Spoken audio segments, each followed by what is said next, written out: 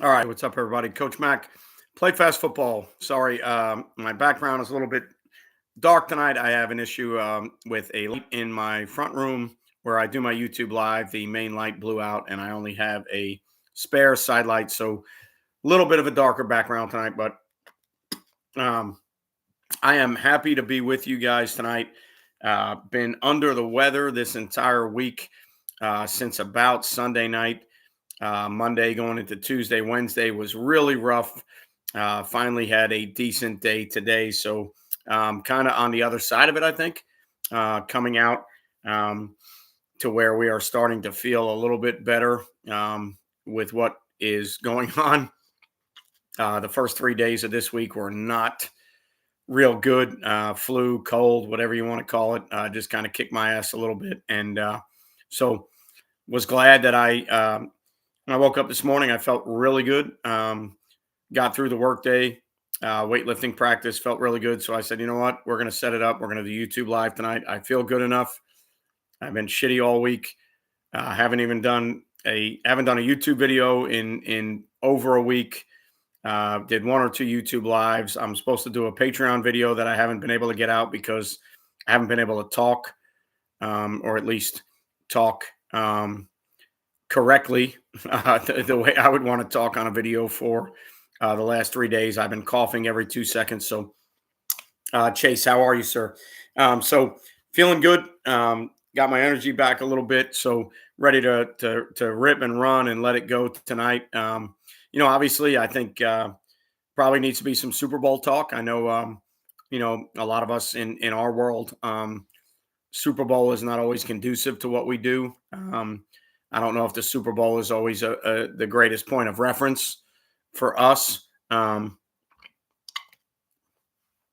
Thank you, Coach Matt. I don't know if the Super Bowl, any football game as a coach should be a point of reference. I think, for me, I've always, the NFL has been the last point of reference for me. College football was always point number one. Other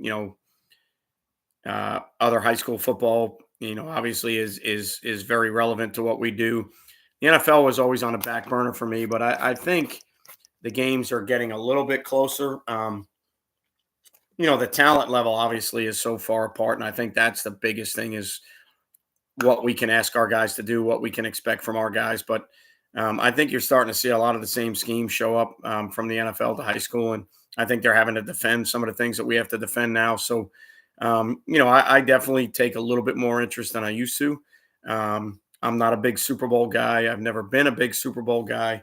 I don't even know how much of the game I'll watch.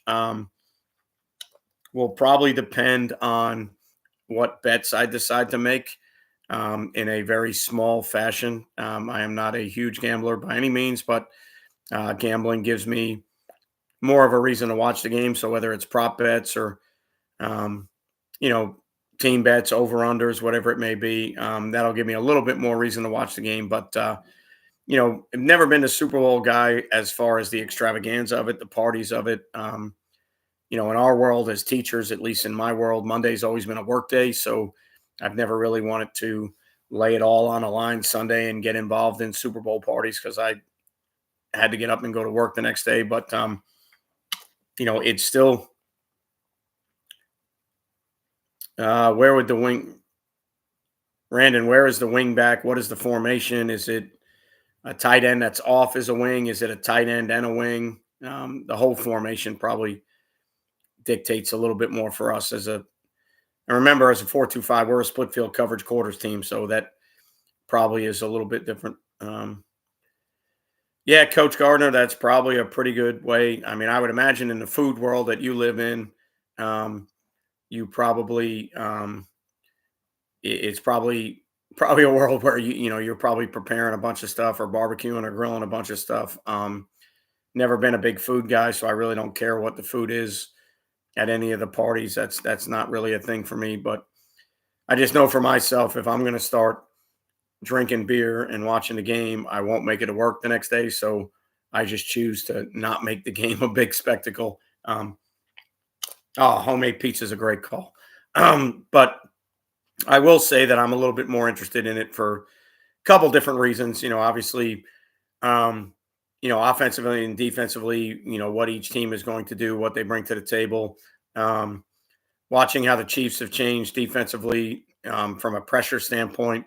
Um, the first and second round pressures that they used, and then what they decided to do versus Lamar, to me was completely different. It went from 5-man pressures to more 6-man pressures, and trying to speed the timetable up for Lamar and maybe give him less options to run the football.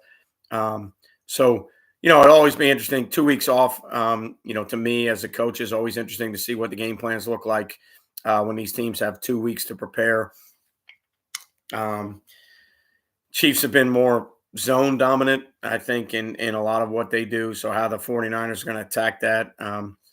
Interesting enough, the 49ers have gone more condensed sets, playing the game from the middle of the field and creating their leverage that way, which is different than what we deal with. In our game, I think we still deal with more spread situations where teams are trying to spread you out to accomplish what they're trying to accomplish. And the Niners are kind of the antithesis of that, at least right now, from an NFL database. And their game is played from the middle of the field more. So I think that has a lot to do with it also. But there's a lot of interesting aspects in this game from a coaching standpoint. From if you're viewing it as a learning curve, something you can look at to say, how can this help me become a better football coach? Are there any of these things we can do with our program? That to me has made the game a little bit more interesting. So, there's certain things that I certainly am going to look at. I don't know if I'll look at them live. It'll be a big game in my household because my wife and my 2 daughters are huge Taylor Swift fans, and they're now huge Chiefs fans because of Taylor Swift. So say what you want about Taylor Swift. I think it's only made the NFL game better. It has no effect on the game itself. I don't think in any of the games that she's attended that they have missed, in my opinion. I don't think they've missed any plays. I don't think they've missed any coverage of the game because they're covering her. So I think it's a no-brainer for the NFL with what she's brought to the table. Anybody that argues different, whatever your argument is, I don't understand it, but that's your choice. That's your opinion. You can argue what you want, but I don't think who's dated any of the NFL players, it should never be an issue in the game. I don't think it's ever been an issue, and now all of a sudden it is because the person that's dating one of the players is possibly bigger than the NFL. Is she bigger than the NFL itself? I don't know, but she's damn close. So that'll be interesting, at least in our house. It's created an interest in football. We've been big Jag fans. My wife was a Jag cheerleader, so we've been Jag fans. But now both of my daughters are extremely invested into what's going on because of Taylor Swift. So that's awesome, in my opinion. So that'll be interesting as well. That whole landscape of it. How they use Debo will be interesting. I think Brandon Ayuk is the bigger piece of the puzzle to me. And how they use Debo could certainly affect how they use Ayuk, but I think Ayuk is a bigger piece of the puzzle to me. I think what he brings to the table right now is a little bit more dynamic than Debo. I think Debo makes you prepare in different ways, but I think as far as what San Francisco can do throwing the ball, I think Ayuk is the issue, and hopefully Kittle becomes the issue because I think Kittle, statistically maybe not, but as far as the position is concerned, I think Kittle's every bit as good, if not better, than Kelsey as far as the position is concerned. Probably won't have the receiving numbers, won't be as big of an impact on the offense as Kelsey can be, which is also amazing to me with what the Chiefs lack in other positions, how Kelsey can still be that big of a part of the game plan. And hopefully the Niners will figure that out. But, how he can still catch as many balls for as many yards as he does when, to me, the Chiefs have nothing else around that can even threaten any defenses, or at least, like they did when they had Tyreek Hill. to me that obviously Kelsey's that good of a player, that Andy Reid's that good of a play caller, Mahomes is that good of a quarterback. So the Mahomes factor to me is the thing that makes the game interesting. If I looked at these two teams on paper, and you take Patrick Mahomes out, I would think the Niners would be a 5, 6 point favorite. I think the Mahomes factor and the it factor and who he is when he takes snaps, um, it's to me, it's the Patrick Mahomes factor. It's the Chiefs are marginal to me. They've been playing really good defense. Spagnuolo's been doing a great job on defense, but they've been a marginal football team all year long, for the majority of the year. And I think Mahomes in clutch situations is who he is, and I think the it factor is probably worth 3 to 4 points on an NFL spread. And the interesting thing is, I think a lot of the money right now is on the Chiefs, but somehow the Niners are still a 1.5 favorite. So that is always interesting to me. Yeah. The interesting part to me, Trey, is going to be how Spagnuolo chooses to dissect the Niners offense, knowing that, the pressure standpoint for any defensive coordinator, I think the pressure standpoint comes to, are you pressuring runs, passes? Obviously, the NFL is predicated statistically on certain down and distances, and it's a personnel game. So I think your calls are matching up way more than ours would in high school. But through watching the first 3 games in the playoffs, the pressure package has been different each week. And I think that's based on the opponent. So it'd be interesting to me to see how he dials up the pressure, because I don't think it's how much you're trying to affect Brock Purdy. I think it's how much on early downs you're trying to defend runs. And the issue to me is can you pressure the run game, and can you get them off schedule in the run game? Because I think if you make them throw the ball, then I think eventually, um, I think Brock Purdy is phenomenal for what he does.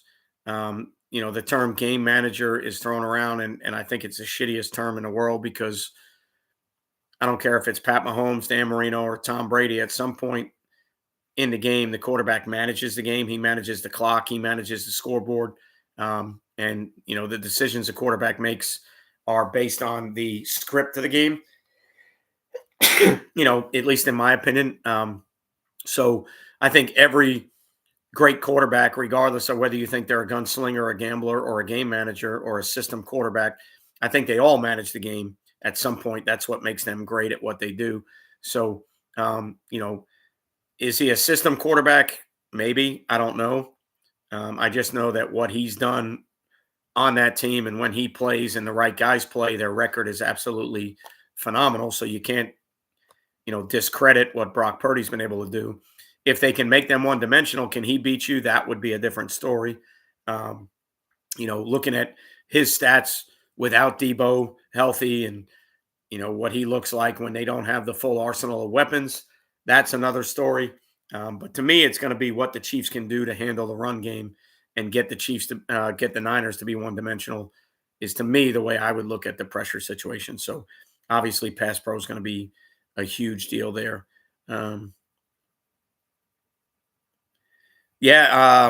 Depending on what San Fran does up front, depending on how KC has to protect, depending on how you feel you can get after Mahomes, what their mindset is on, do you want to get after Mahomes? Do you want to let him extend, or do you want to shorten his timetable? That's obviously going to be a analytics deal for the Niners to figure out where teams have had success against Mahomes. Are there coverages he struggles against? Do you bracket Kelsey? Do you want Mahomes with a sped up timetable and the ability to create? Or do you want to leave him in the pocket and let him do what he needs to do, because some of those guys you feel like can't beat you? That's always the chess game, which is going to be extremely interesting, along with everything else. So I think they move him so much, Randon. Sorry, I think they move him so much and line him up in so many different places that it's hard to just say we're going to put somebody in his face and jam him. Um, I think that would be logistically correct if you can throw the timing of Mahomes off. But I think the Chiefs do a great job of using him as the center of their offense, but they line him up in a million different spots and motion him a million different ways that it's not always easy to say that we're just going to put a guy here and disrupt the timing, or put a guy here and, get him off of his routes. So I think the Chiefs do a great job of disguising where Kelsey's going to be, moving him around and making you adjust to that. I think that's what makes Andy Reid so good at what he does.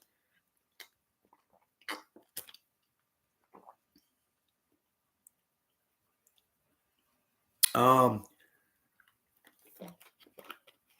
I think motioning to bunch is always an issue of what are you in? What can you get to? Can you get to whatever you think your bunch checks are? Can you get to them from motion? Can you get the guys in position to play the responsibilities they need to play? And to me, I would think now at the NFL level, obviously it's different, but at our level, the first thing I would tell you is you need to defend bunch in a way that you can defend it. Um, Having four answers to bunch and you're not good at any of them is not a good answer. I think at our level, when teams are bunched, they are going to tell you what they're going to do. A lot of high school teams can't run their entire offense from bunch. So I think for us, from a game plan standpoint, we can look at bunch and we can dissect it enough to say, all right, well, here's the check to bunch. If they motion to it, depending on our personnel or the defense we play, maybe we have a motion bunch check and a regular bunch check. But, you know, I think the great thing about the NFL is they can run their entire offense from bunch and condensed sets, and their receivers understand spacing and how to get to landmarks that are conducive for a play from a bunch set. So once you compress and bunch the sets, in order to throw the ball, you've got to create spacing again. So guys have to be able to take that bunch spacing and then use that to adjust the landmarks to the play called, right? So you can't spread the field and make the defense cover the things they need to cover if everybody's is condensed. The condensed portion of it, takes the defense and puts them in a phone booth and makes them declare how they want to play certain things, but you still have to be able to get out to your landmarks and get out to where you belong in passing concepts to make it hard for the defense. So, the NFL game to me is so much better for that theory because they have more time, more coaches, more education to where the guys can understand all that. In high school, sometimes I think it gets tough because you've got certain concepts that, hey, when we're in bunch, your stem and your landmarks and everything changes when we're bunch. But, when we're regular, this play is going to be run differently. Again, to me, as far as the motioning to bunch, it's what you're in, what your personnel is, what you think you can handle. Lining up in bunch, it's what you think you can handle, but it's also what they try to do out of those bunch sets, especially at our level, that you got to be really cognizant of because, to me as a high school coach, when I see bunch, guys can't do everything they want to do out of bunch. They're going to get into bunch and they're either going to try and run the ball to the perimeter with angles and leverage, or they're going to get into bunch and try and throw the ball with certain concepts. Our game and their game is so different, but it'll be interesting to see, how those sets are. I'm more interested to see how Kansas City handles condensed formations because San Francisco is going to give you a ton of them. They're going to play the game from the middle of the field more than anybody in the NFL probably. So how Kansas City handles that to me is more interesting than how the 49ers handle it. Yeah, I mean, I would think those are our answers, Cody, to be honest with you, but I don't. I think the answers are more involved than that. At the NFL level, I think they're going to have multiple bunch checks, and then they're also going to have coverages that change based on what happens in the route distribution. So, a lot of those guys at the college and the NFL level will have bunch checks, but if one goes behind two, the coverage will change. If one releases a certain way, the coverage will change. So, to me, those guys have bunch checks that start a certain way, and then the distribution of the receivers in the bunch because they study the analytics of what's going to happen, and they have time to do that, and they have the machine to do that more than we do. So they're going to be able to change their coverages based on a release of one. Does one go behind two? Does two go behind three? Those are all the things that they look at when they're defending bunch. So a little bit easier for us. You're welcome, Chase. I think, to me, clouding it or Tampa 2 or whatever, I think that's always the easiest answer for us. Take In high school, if teams are bunch and you take away perimeter runs, I think that's the first step. If you can handle leverage of bunch sets and not let the ball get to the perimeter, I think you're in a good spot, and then you can handle passing game however you need to from there. That's just my opinion. Um,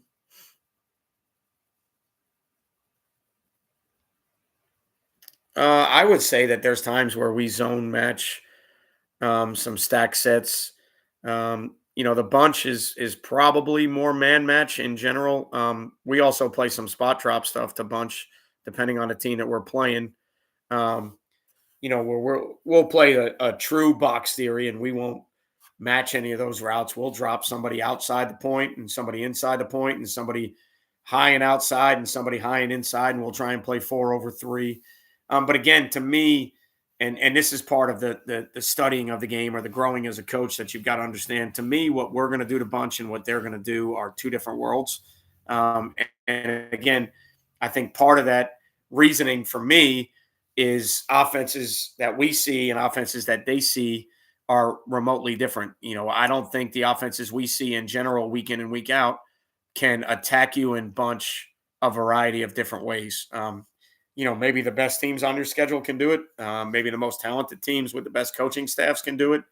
But week in and week out, to me, in high school, bunch is a theory that teams like a certain week for a certain reason. And then there's other weeks that you never see bunch. So to me, it's more of an NFL theory that you're going to see all the time, and you're going to see your duo run plays and, all the new escort motion run plays and escort motion pass plays and all the new wrinkles that you see in the NFL. I think you're defending those, and you have to have multiple answers versus condensed and bunch sets. For us, I think to me, it's a lot more logical to say, all right, look, who do we play? What do they do in bunch? How do we need to handle bunch? Do we need to set leverage immediately? Do we need to figure out how to defend spacing because they're going to, run their spacing concepts? So we need to figure out how to get underneath zones flooded out to the bunch. What do they do to the single? Are they trying to get us to flood the bunch or match the bunch and live in the world of the single? So, I just think from that standpoint, the game planning becomes really different because, we see way less than they see, in my opinion. Um, it depends on the coverage for us and the concept for us if we're going to trade or swap or, there's times where we're going to stick with rub routes. There's times where we're going to pass them off. There's times where, we're going to zone them off to other people depending on what we're in. So what we're in coverage wise dictates what we're going to do to those rub routes.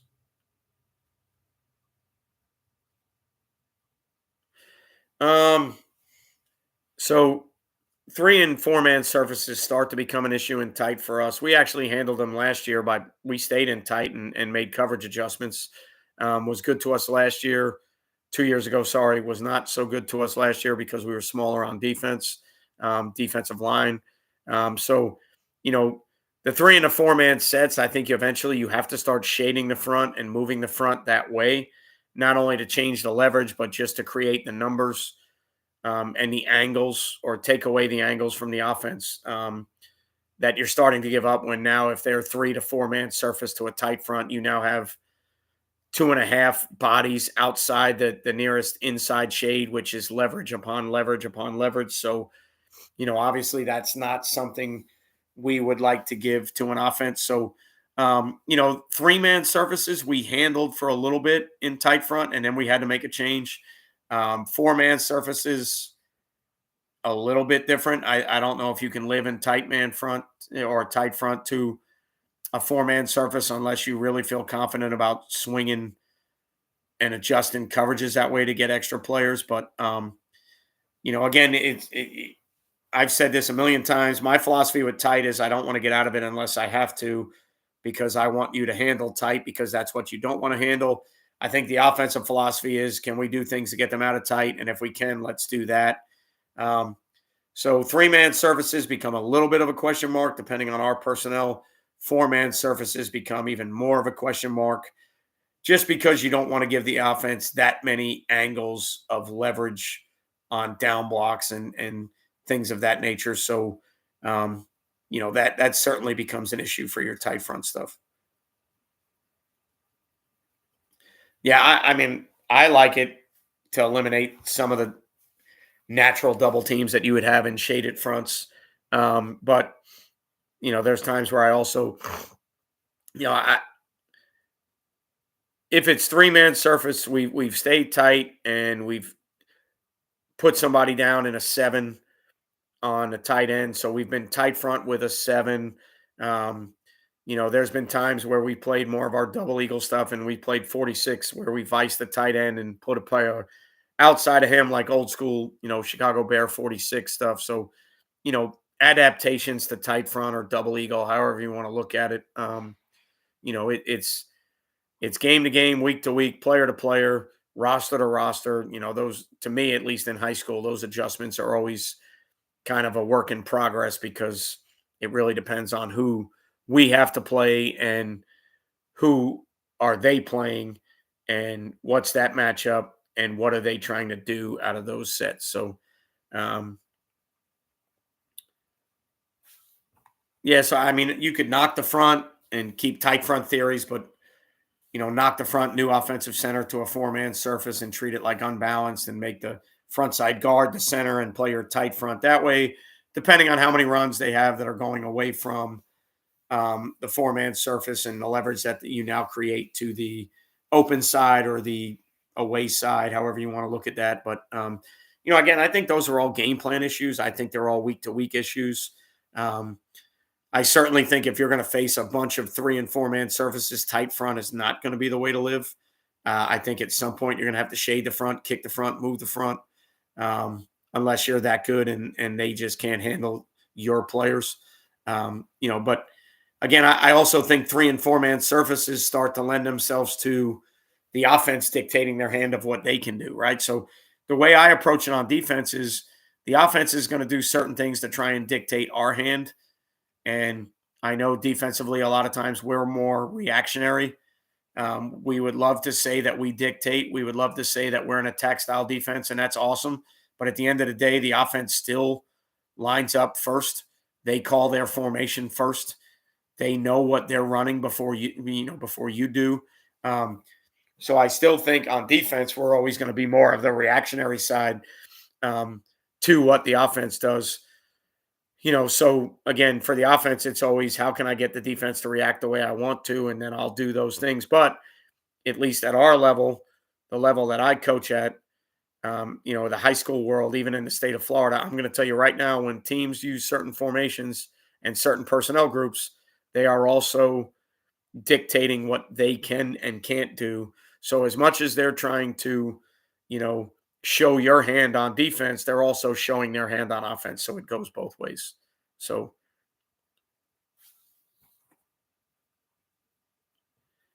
yeah, the problem with 12 personnel, Matt, is how do you shade to a side if it's double tight? So like if it's 12 personnel and they've got two tight ends in the game, it's really hard to shade to get away from 505 and say we're going to shade it. All right, well, if it's three-man surface to both sides, which side are you shading it to? Now you got to figure out which side you're going to shade it to, because now when you shade it to that side, now you're reduction or under front. So now you've got a 3 and a 7, or however you're going to handle that to the other three-man surface. So, um, you know, I like the philosophy of that. I certainly like um, the mindset of 505 and until you get certain personnel groups. But if there are 12 personnel with three-man surface to both sides, well, where are you going to dictate how to shade the front? You're going to shade it to the field. I think you can live with that. Are you going to shade it to a certain side because of what the offense does? I think you could live with that. But if they're truly good at what they're doing and they're three-man surface to both sides, now you got to pick and choose with where you want to shade, because there is no side to shade. So, I love the theory of 505 versus 11 and then shading the front versus other groups. I just think you got to be careful formationally because I think, 12 personnel that becomes balanced 2 by 2 tight ends to both sides. Now I think we get in a little bit of an issue with shading, because which side are we going to shade to when technically both of them are mirrored pictures, right? So if they're 3-man surface tight end to both sides and wideouts to both sides 2 by 2, we have to choose where we want to shade because they're technically balanced. They can do whatever they want to each side. So wherever we feel like we're going to shade to take something away or gain leverage, well, what are we then doing on the other side? Are we losing leverage? Are we, giving something up to that side if they're 12 personnel double tight? So I would look at it more from the formational standpoint of the 12 personnel before I chose to say that, all right, well, versus this personnel group, I like this or that personnel group. I certainly like that in the 11-20 spread world. I love being, if you're going to see those sets and nobody's really attached and you're not worrying about it, then you can go 5-0-5 or you can go tight front. I certainly agree with it and like it in that world. But when you get into 12 world and you start getting in a world where they can be double tight, shading is not the easiest answer because you have to choose where you're going to shade. So, and again, with that being said, with enough film study and enough prep, you can probably figure out where you should shade the front if you need it to shade the front, and then you can dictate your coverages off of that. Because I think there's enough data out there nowadays and enough film study out there to say that we should be able to do that.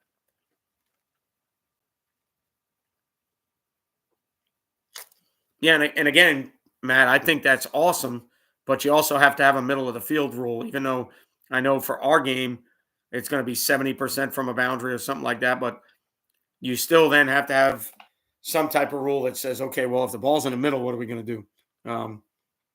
Do you shade it to the better blocking tight end? Do you shade it to your left, their right, because that's where they run the ball? And again, with the information that we have, I think you can get into a world where you say, hey, look, if the ball's on the hash, we're shading it to the field. If the ball's in the middle, we're shading it here because we have enough film, we have enough game plan, we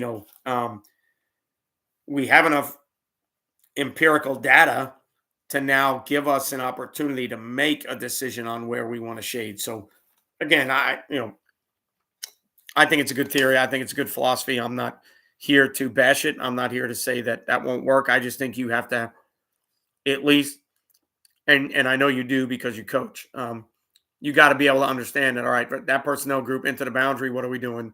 In the middle, what are we doing?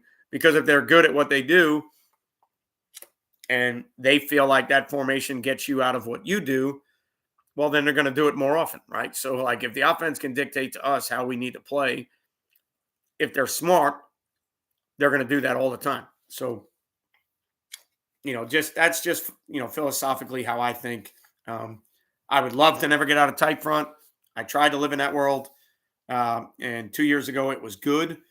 And then this year, it was an issue for us. So I can't really live in that world anymore to just say I'm going to be tight no matter what.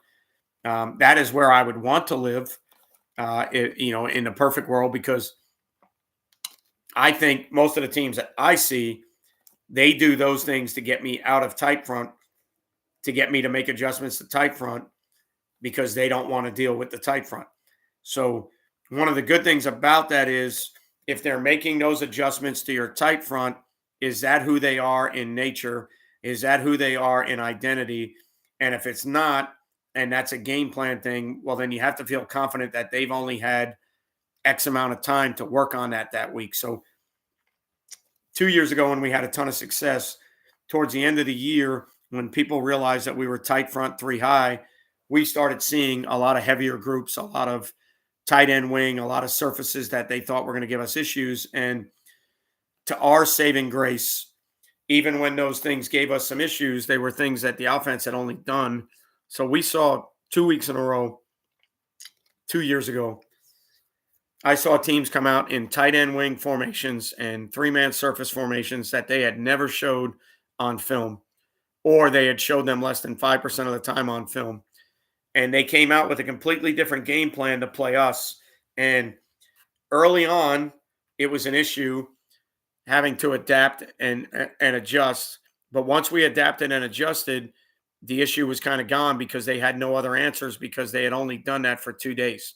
And to me, if I can get an offense to game plan so hard for what we do that they are now doing what they don't do, then I feel pretty good about our chances in that game because, in 3.5 days with a high school kid, what are you going to get done in a game plan that's completely different than what you've been doing for the last, couple months, the last in the entire summer. So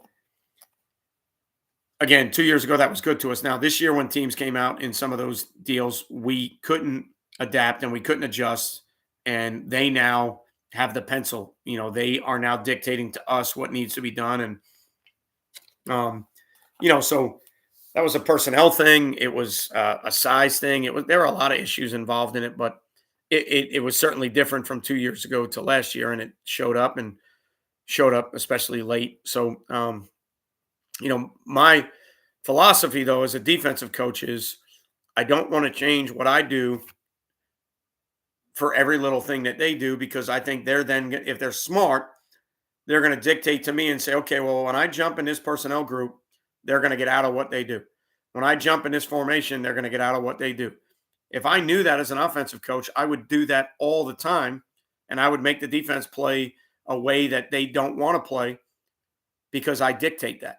So, there's going to be times where we're not getting out of tight. We're going to make coverage adjustments, and we're going to try and handle it that way. There's going to be times where we have to get out of tight. But that to me is what makes the game beautiful. It's what makes the game at our level beautiful because, my adjustments that I might make and what the NFL guys might make are completely different because I might not have the kids to do the things that the NFL would do. They might not have to deal with the schemes that I'm going to see that they're not going to see. So that's what makes the levels to me of play so different.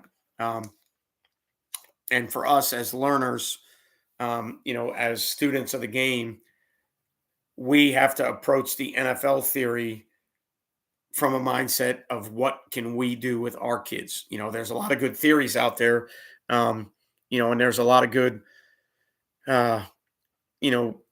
structurally sound deals that guys in the NFL are doing that I don't know if we can pull off in high school. So that you always have to be careful with as a student of the game. You have to be careful what you're studying.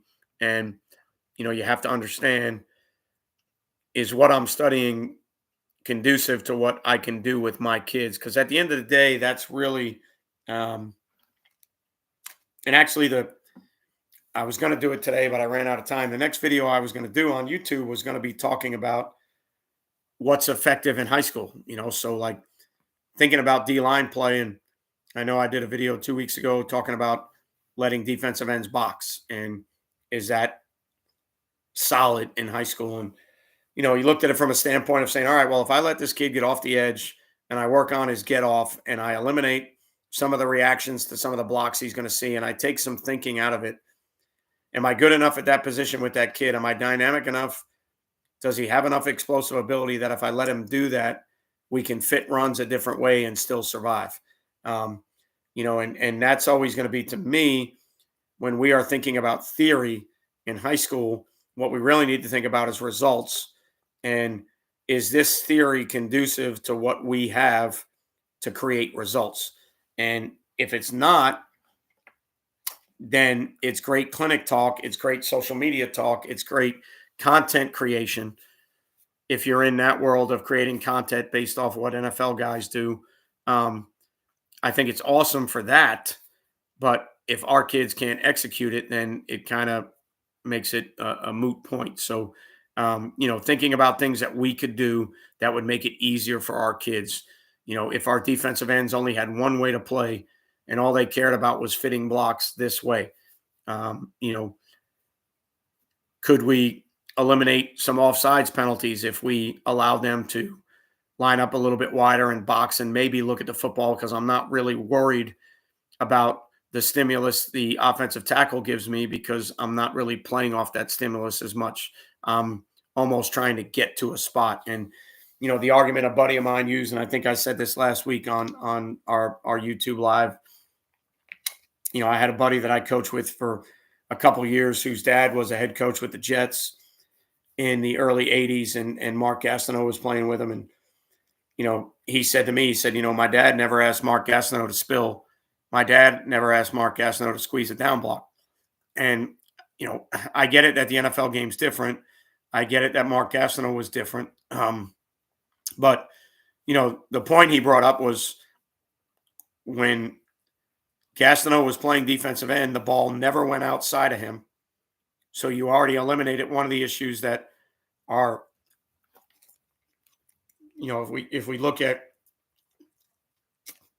our game in high school and we look at where offenses like to hang their hat and where we struggle on defense, well, if the ball on the edge or perimeter runs are an issue for you, if you take a guy and you let him play wider and get off the ball and not worry about block rec as much, can you almost eliminate one of those factors and say, all right, well, I don't think the ball is going to go outside, so now let's fit runs to make sure we can support runs on the inside. And hindsight of that argument would be, well, in the NFL, when guys are 300 pounds at D tackle and 315 pounds at the one technique and the three technique, they can handle double teams and displacement a little bit different than we can when that kid's 170 pounds. So can I afford to jet a defensive end and let him play to his skill set, let him have one job? Can my 180-pound one technique handle all the doubles that he's going to get? Can my three technique handle all that? Can we fit runs off of that based off how they're going to be able to displace, the interior part of my D line? So, I would never, at least the way I look at things, I would never look at a certain scenario and go, yeah, that's 100% better for us based on how they do it. And I agree with those results because that part of the game is a little bit different. I don't have Joe Klecko inside of Mark Gastineau, so I don't know if I can demand double teams. I don't know if I can keep people off linebackers. I don't know if I can keep the three technique from being moved off the ball if he's 180 just because I'm letting my defensive end do what he does. So, the effect of a technique of one player, how does it affect the technique of another player? If it makes this kid better and his job easier, but the kid inside of that can't hold up to that scheme, then is it really better for us? I think we would get, me personally, if we took our better players and made them defensive ends and we allowed them to get off the ball and get up the field with less stimulus to block reaction, I think that kid would be a better player. I think he would end up playing with less restrictions. And he would be a better player, but I don't know if the scheme would be better. And then there's other ways, when I throw that argument out there, there's guys that say, all right, well, for us, there's really only two blocks. There's blocks that come at us and blocks that go away from us. And that's how we handle our block recognition, right? And that's a good way to look at it, right? So instead of worrying about all the different blocks you see, you have aggressive and non-aggressive blocks, or you have blocks that are at you or away from you. That's another good way to look at it. That's another good philosophy to have as a defensive line coach, because at the high school level, you may be able to eliminate some of the things they're thinking about if you just say, look, this block is either really aggressive or non-aggressive. It's coming at me or it's going away from me. And I think that at times can help make it a little bit easier on kids, because at the end of the day, block reaction is really all rep dependent, right? So if you're going to be a block reaction team, the first thing you need to figure out is your kids need to have good eye discipline. If your D lineman can figure out that they don't need to look at the quarterback and they don't need to look at the ball, which is what most kids are going to do, if they understand that their stimulus is the tackle and my get off will be off of his movement, I don't need to look at the ball. I don't need to look inside of the ball. I can see the ball out of my peripheral, but even so, if I move off the O-lineman, I should be fine. If that's my block reaction, then I should be able to drill and rep enough of the blocks and how I need him to play the blocks, sufficiently enough to get the reaction out of him that I want. But it's still a lot of coaching. It's still a lot of reps. It's still a lot of technique. And sometimes in our game, I think if we dumbed it down and said, all right, look, do this. I think we'd be better off now. Do we love that as coaches? No. Um, do we love that scenario as coaches? No. Um, and the reason for that is I think we want to control a lot of those scenarios. We want to control the fits. We want to control how we spill and how we take air out of down blocks and how we scrape exchange. I think as coaches, we ultimately want to control all those things because I feel like that's our job. We need to put players in the right position to do things. So, you know, that is the coaching dilemma where you got to kind of analyze the data to say, okay, well, if I eliminate half the things I need this kid to do by letting him play a certain way, is he a better player? Do I get better results from him? And can everybody else around him play better? Is really the way you look at it. Yeah, I mean, that's another way, Cody. I think we can get into a world where D line play, block reaction. I think, and again, I think it's what makes our game so great. I think we can have a ton of different arguments about how you want to teach it, a ton of different arguments about how you want to play it, a ton of different arguments about how you play it inside of your scheme. And the bottom line is results. If you're getting results, then nobody can argue with you about how you play it. If you choose to play something a certain way and you're 2-8 and you give up 80 points a game, nobody's going to agree with how you play it, right? So how we choose to do things to fit us and to fit the team and the scheme, is always going to be results orientated, right? So, you know, if you're winning a ton of games and you're having a lot of success, then whatever techniques you're teaching, I think you could sell to somebody. If you are not winning a ton of games and you're not having a ton of success, you're not going to be able to sell your techniques to anybody. And you know, in hindsight to that, my argument when it comes to schemes and plays and structures, for every scheme you give me that's flavor of the week and it's hot right now, I can find a million people that are running that scheme and getting their ass kicked. So, you know, I think the rabbit hole we go down as coaches all the time is trying to find out what's hot, what's in vogue, what are teams doing, and we usually end up gravitating towards teams that are having success, and we focus all of our attention on that, and we say, all right, look at this 3-4 team. They're knocking it out of the park. Here's how they play defense. Well, what about the other 112 3-4 teams that are getting their ass kicked? You can't discount that information to say, well, no, that's an anomaly. That's a player deal. It's a talent deal. No, it's the same shit. That scheme is hot and it's working for these teams, but that same scheme is getting its ass kicked from these other teams. So I've never really, when it comes to that argument, that's always been my philosophy and my mainstay with that argument is like, I always refer to on offense. I always refer to certain schemes, and it's like, all right, well, um, Harding University or whoever it is in Texas won a D2 title this year running Flexbone. Flexbone people went out of their mind, completely took those results and turned it on its head and said, Flexbone is relevant. You can run it. You can do all these things. Well, I don't know if I've never said anything is irrelevant. I've never said you can't run any scheme, but you're not going to sell me on that argument because somebody won a national championship. Because if we go around the country, I'll show you a ton of teams that are 1-9 in the Flexbone, and it's the same thing for spread. It's the same thing for RPOs. It's the same thing for tempo. It's the same thing for run and shoot. It's the same. Every system, as hot as it may be at the moment, you can take that system and you can do your research and find out that it's getting its ass kicked almost as much, if not more, than it's dominating. So, I try to take my stance on those things that way. So, if I chose to play my defensive ends a certain way, if I had success doing it, I could sell it to somebody. If I didn't have success doing it, well, then it's just a shitty opinion that, has no validation to it. So, when you're looking at things like that, I think you're looking at the empirical data, statistical data, analytical data. What kids do you have? What fits their skill set? What coaches do you have? What fits their skill set? And you're trying to piece together something that you can do at the high school level to get more results. But at the end of the day, the result is always going to be the thing that leads us to keeping, losing, changing. um, what we do. So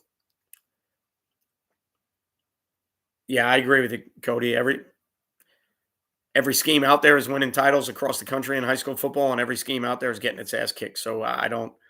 That's why I don't. You know, I get it. There's certain clientele where your size and stature of your players probably lends itself to a different system. I'm never going to argue that. That's not what I'm saying. What I'm saying is selling your soul to that system because it's won somewhere is not the greatest way to make a decision, because if you did enough research, you'll never investigate the teams that suck, right? So they're always an anomaly, they're an outlier.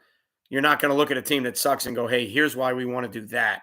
So, I'm not saying it from that standpoint. I'm just saying that if we want to take the argument to say, "Here's why we should be doing this because this team won this title." All right, well, let's do the rest of our research and find out how many teams are doing that and losing. It would be my opinion. So, sometimes it's the coaches not knowing what they're doing with some of those places. It would be like handling Saban's defense to me today. I know it well, but not even the same. Yeah, I mean, and as a coach, that should always be where you choose. When I get questions from guys all the time saying, "Hey, I'm a first year coordinator. What should I do?" Well, to me, the answer is pretty simple. What do you know how to do? What do you know how to coach? What do you know how to fix when shit hits the fan? That's what you should do. If there's a structure out there that you want to study and learn more about, then by all means do it. But don't run a structure because it's hot or it's popular that you can't coach and you can't fix, because now the kids are going to figure that out. You're going to look, like complete shit in front of the kids because you don't have answers and you can't answer questions. So, to me, it's always, hey, all right, what do you know? What do you know how to coach? What do you know how to adjust? What answers do you know?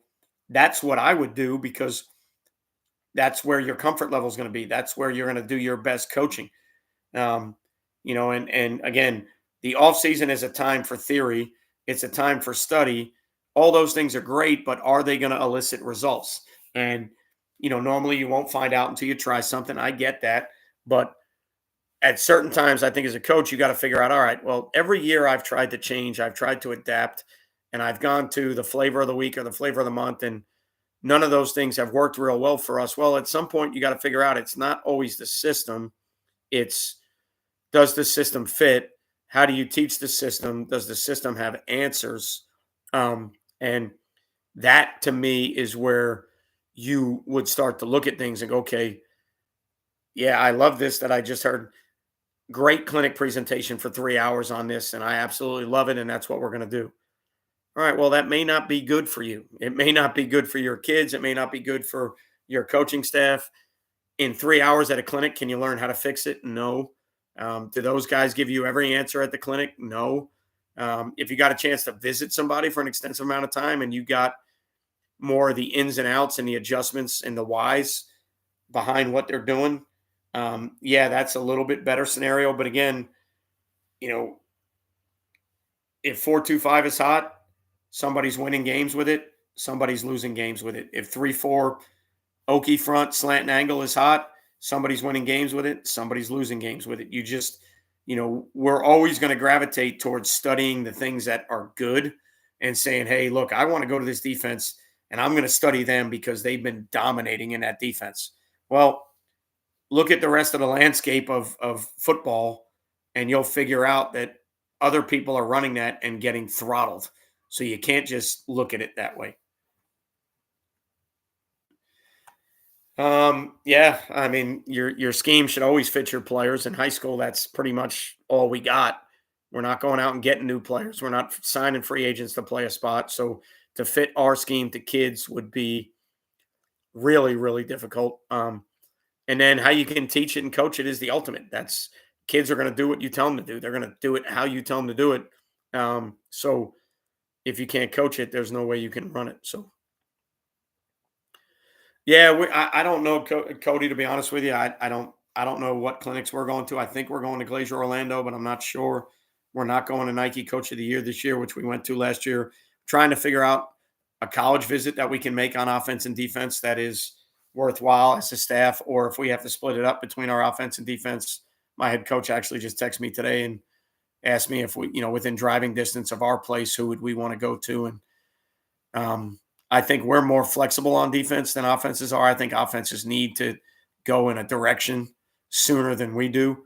I think there's a lot of things that on a defense we could go learn that we could fit to what we do if we weren't completely changing. So, that's going to be interesting to figure out where we choose. But I think we're leaning more towards college visit this year. Yeah, P Block. That's a tough question. We certainly want another Play Fast clinic. We want to do it the way we did it the first time. The venue to me is super important because I think that was the selling piece. How we did it and the way we did it, I think, was a big part of it. But I think the venue was the time of year we did it to attract people from other places. I think the venue on the beach had a lot to do with that. That's just my opinion. Trying to figure out the landscape of clinics and is it economically feasible?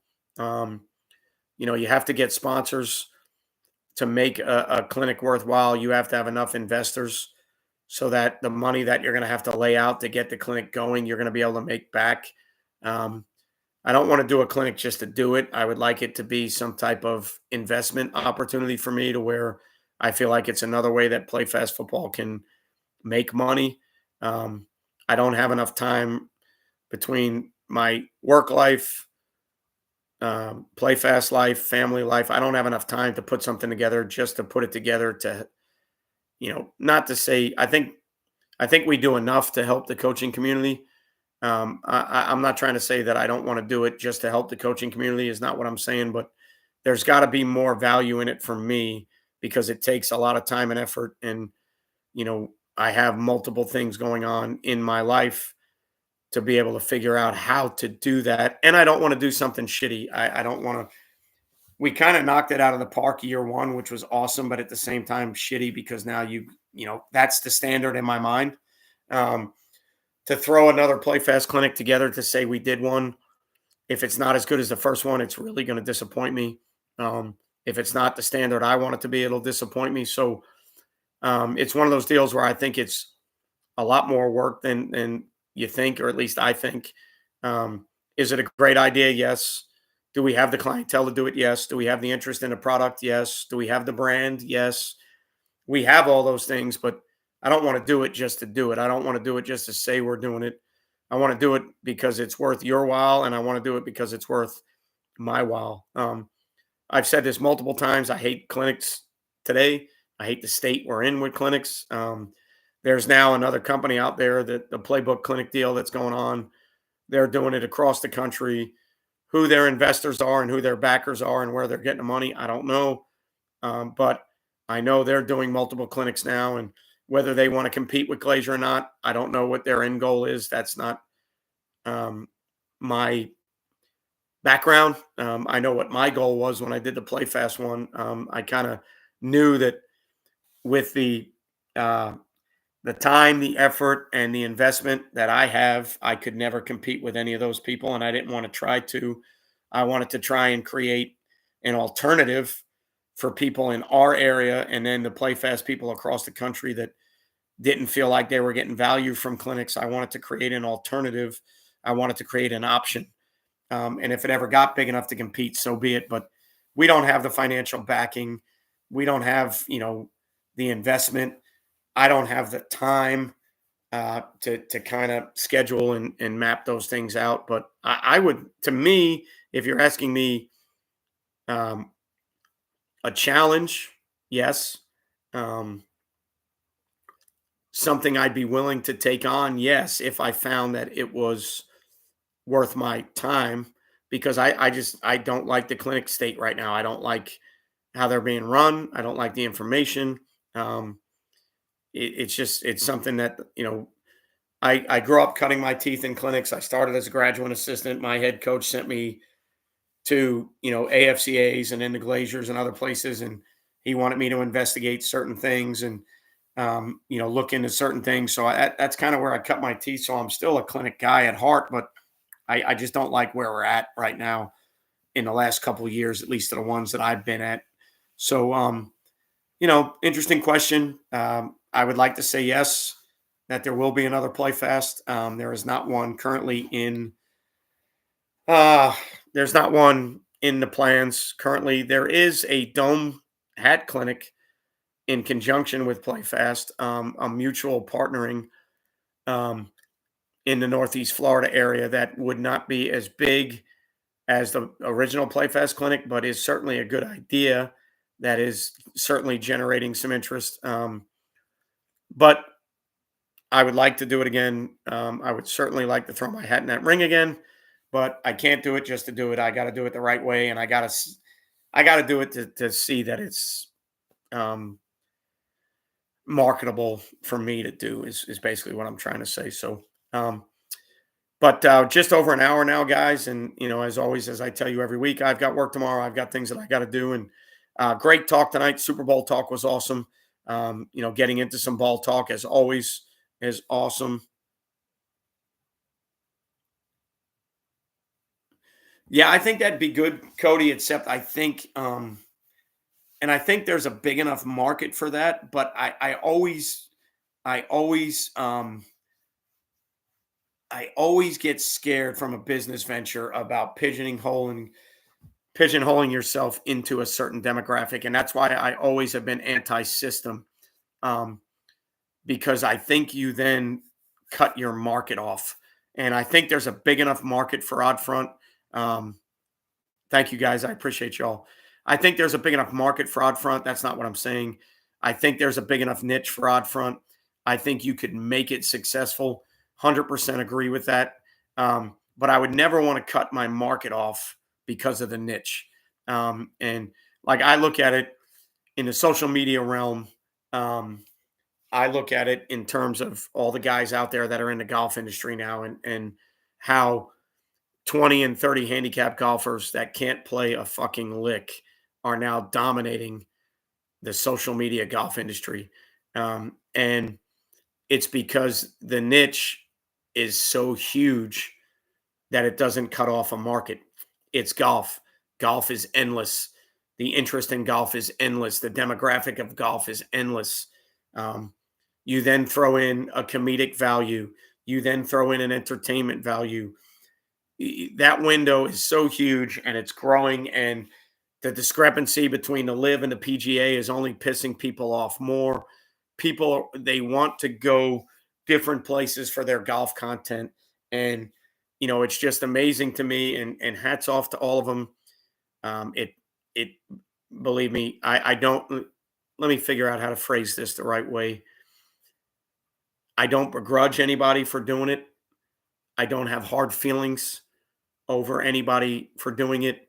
Um, but as somebody that's been in the YouTube world for 10 years, that is a scratch one handicap golfer, it just really, really chaps my ass to see 20, 30 handicap golfers making millions upon millions of dollars, hitting opening tee shots at the Waste Management, playing rounds with PGA players, playing rounds with Nick Saban. It absolutely drives me fucking nuts. I think about it every day of my life. And again, hats off to them. More power to them. God bless them for everything they're doing. But if I were to tell you it doesn't piss me off, I would be lying straight to every one of your faces. To see these guys that can barely swing a club, barely break 100, dominating the golf industry, to me is mind-boggling. Um, Again, it's a niche that is just untapped. The golf industry is so huge. And make a long story short, is there an odd front niche out there? Yes, there is. Is there a world out there that we can live in for odd front? Yes, there is. Would we cut off the market? Yes, we would. Would we eventually be able to survive in that market if we cut off half the market share? I don't know. So good idea, Cody. I like it. I'd be down for it, but I don't know from a business standpoint if that's the way I would want to venture, because I think we are eliminating half the market First of all, from just a defensive standpoint, we've already eliminated the offensive market. Second of all, making it an odd front clinic, we've eliminated the even front market. So now our numbers are really down. And football is, you know, it's a big market. Don't get me wrong, but when you're talking about football knowledge and football clinics, your demographic shrinks a ton. The standard average person is not going out there um, to go to football clinics. So, you know, again, I would be careful from a business standpoint of having that niche.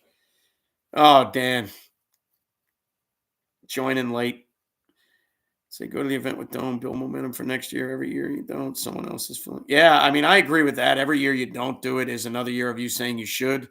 Um, every year you don't do something is a year you look back and go, well, fuck, I could have. Every year I don't do something in the golf world, and if somebody else does, um, you know, it absolutely drives me nuts. Like for me, the one that hit home today that I just am baffled by. I am a huge fan of Bob Does Sports, huge fan of Brilliantly Dumb. Um, as far as a fan, I love everything about it. Seeing a picture today of one of their guys with Nick Saban at the Waste Management just threw me in a complete tailspin. As a football guy, an Alabama guy, a scratch golfer, seeing that just threw me into a whole another dimension of sadness. Um, and again, it's not begrudging them. It's not, you know, um, it's not wishing poor or ill, you know, intent on them. That's not what I'm saying. That has nothing to do with it. It's just for me, it becomes almost heartbreaking to see the golf world, Nick Saban, NFL quarterbacks, all these situations that these guys are now tapped into. And again, hats off to them. They pulled the trigger at some point. They knew what they were doing, whether they had investment in backers to do it, the time to do it. However, they pulled the string, they pulled it and it worked. And you love to see it. That's what every one of us live for. That's what every one of us dream for. Um, you absolutely love to see it, but it is fucking mind boggling to me to see the people that are now dominating the golf industry. Entertainment, yes. Funny, yes. Is there value in it? Yes. How and when it got to that, I missed the boat somewhere. And I'm probably more pissed that I missed the boat um, because that's where the world has gone to. That's what YouTube and social media golf has become. It's become entertainment. It's become average dudes doing things. And, um, you know, again, hats off to them. Pissed it's them, not me. But nothing but respect for what they did, how they took over, you know, how they took over the market. And, you know, it's the same thing. I think the same thing with the no laying up guys. The no laying up guys, two of them are Jacksonville guys. One of them came to our game last year against Bowles and sat in the crowd and watched me coach a game against Bowles. And it, you know, it eats me up that there are, you know, they're where they are and doing what they do. And would I love to do it? Yes. Would I love to be in their shoes? Yes. But they had the savvy, the business savvy. They had the wherewithal to pull it off. So I can't discredit that. I can't you know, again, I can't throw stones at that. I just sit here baffled. I sit here amazed by the fact that, you know, the average 10, 20, 30 handicap golfer that can't play the game can dominate that world. It's just amazing. So, but again, back to the original point, Cody, I would not, in the football world, I would not try to cut my market off. I would try and make my clinics offense, defense, special teams, strength and conditioning, culture. I would try and make my clinics everything that draws the largest audience to it. And I would try and make them as conducive to high school and junior high coaches as I can. That would be my market. That would be my demographic. And I don't want to shut in any of those people off. So it wouldn't be run and shoot. It wouldn't be spread. It wouldn't be flex bone. It wouldn't be wing T, single wing. It wouldn't be odd. It wouldn't be three high. It wouldn't be quarters. I think there's a niche and a market there. But as a business person, to me, I don't want to cut that market off. So that's just my 2 cents. But again, enough of a rant from me. You heard my bullshit. You heard what I think about it. And I appreciate you all being here. Appreciate you following along. Thanks for giving me a chance on a Thursday night to feel like I have the energy back to do the things that I need to do. So another YouTube video is coming, hopefully tomorrow if I can generate content for it. Another Patreon video is coming. I know I said I was going to do one last week, but have not been in good enough health to do a video to even speak into a camera. So thank you for being here tonight. Thank you for letting me provide some of my input. Thank you for giving your input. Thank you for everything you do for PlayFast. Thank you for everything you do for me. Enjoy the Super Bowl. Enjoy everything about it. Enjoy halftime. Enjoy pregame. Enjoy national anthem. Enjoy coin toss, prop bets, Taylor Swift, all of it, the entire experience that is the Super Bowl. It's the last one we got for a while. So tune in, enjoy, have a good time. That being said, I'm going Niners over. You heard it here first. Niners over. That's my choice. If you know anything about me in the gambling world, I would go Chiefs under, and I would fade my opinion in a big way, but I am going Niners over. So thanks for all you guys do. Thanks for everything you do for Play Fast. Remember, you won't play well until you play fast. Dan, thanks for being here. See you guys next time.